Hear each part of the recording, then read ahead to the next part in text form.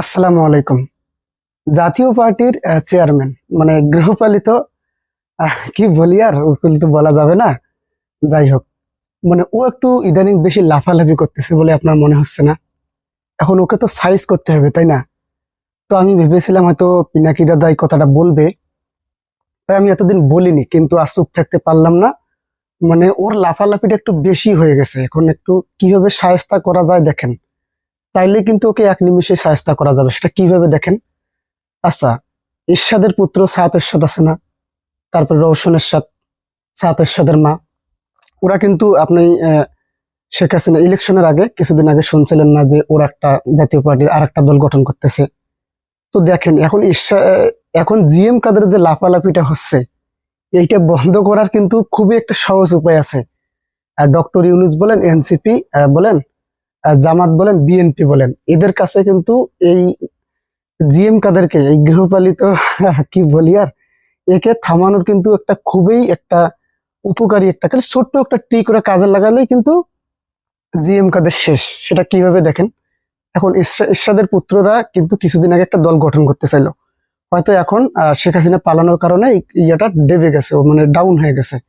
এখন এই দলগুলো যদি গিয়ে ওই এরশাদের পুত্র আর এরশাদের স্ত্রী রওশন এরশাদ এদের কাছে যদি জাতীয় পার্টির ভাতটা কিন্তু তুলে দিতে, মানে তুলে দেয় বলতে কি, যদি সাপোর্ট দেয় ওদেরকে, তাহলে মনে করেন জিএম কাদের শেষ, একদম নিচে টপাস করে পড়ে যাবে।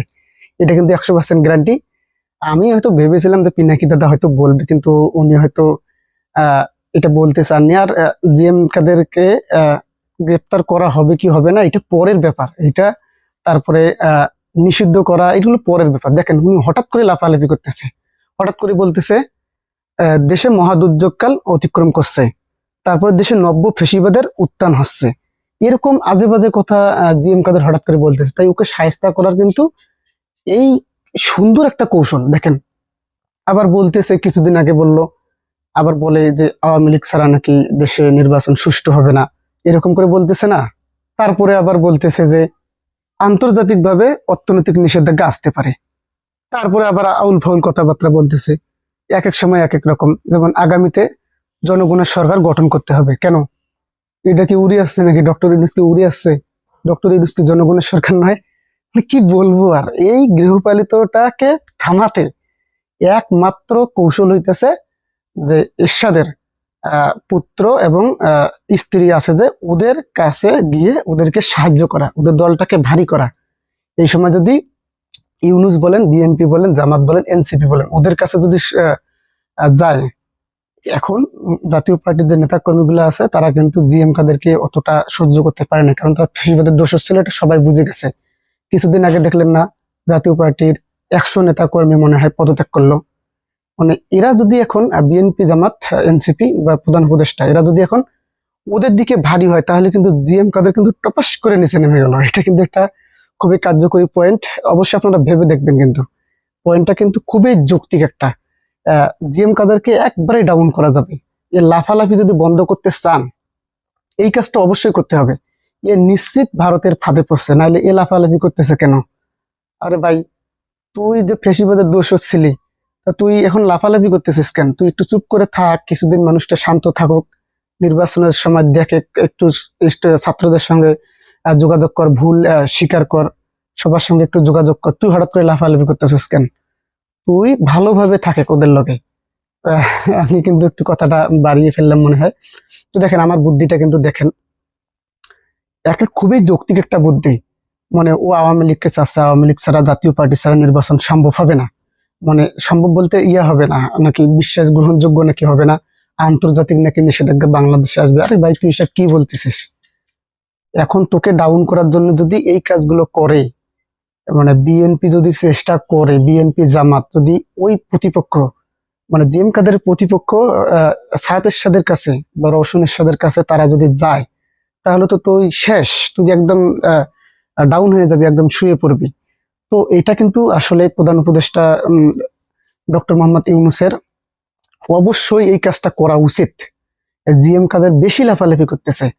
ও কেন, ও ফেসিবাদের দোষর হয়ে এত, এখনো 7 মাস হলো, ও কেন এত বড় বড় কথা বলতেছে?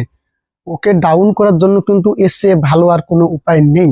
এখন ওদের কাছে যান, গিয়ে আমি বিএনপি জামাত বা আপনার সমর্থক যদি থাকে আপনারা প্রচার করুন, মানে ওদের কাছে যাক, জিএম কাদের প্রতিপক্ষের কাছে গেলে কিন্তু ওরা শেষ। উম, তখন জাতীয় পার্টির হালটা ওদের কাছে চলে যাক, এরশাদের পুত্রের কাছেই চলে যাক। এরশাদের ভাই জিএম কাদের ওর দরকার নেই, ওই গৃহপালিত মানুষটার দরকার নেই। তো ও তো জাতীয় পার্টি সামলাতে পারবে না। ও ফ্যাসিবাদের দোষর হয়েছিল কেন? মানে ও কি বোঝে না যে এরশাদের একটি ভুলের কারণেই ওই এরশাদ সরকার ফ্যাসিবাদে পরিণত হয়েছিল? তো সেরকম ভুল করা যাবে না। জাতীয় পার্টি তো একসময় মানুষের জনপ্রিয় দল ছিল। তো আসলে এত কিছু আপনারা হয়তো বুঝে গেছেন আমি কি বলতে চাচ্ছি। এখন এটাই কিন্তু সব থেকে ভালো একটা উপায়, প্রফেসর মোহাম্মদ ইউনূসের, বিএনপি বলেন, জামাত বলেন, এনসিপি বলেন, এদের কিন্তু খুবই কার্যকরী একটা উপায় যে জিএম কাদেরের বিপরীত, মানে ওদেরই দল ওটাও, কিন্তু ওরা কিন্তু আলাদা হতে চেয়েছিল, মানে আলাদা হতে মানে আলাদা দল গঠনও করেছিল, ঘোষণাও দিয়েছিল এবং আদালতে লড়ারও ঘোষণা দিয়েছিল প্রতীকটা নিয়ে। দল কিন্তু এখনো আছে, কিন্তু ফ্যাসিবাদের পতন হওয়ার পর ওরা দাঁড়াতে পারেনি। এখন যদি ওদের কাছে গিয়ে একটু খালি লাড়া দেওয়া যায়, ওদেরকে একটু সাহায্য করা যায়, ওরা কিন্তু এক নিমিষে উপরে উঠে যাবে এবং জিএম কাদের এখানে নেতা কর্মীরা পদত্যাগ করে ওইখানে গিয়ে কিন্তু তাদের দলে ভারী হয়ে যাবে, তাদের দলটাও হয়ে যাবে। তখন এরশাদের সরকারের দলটাও থাকলো।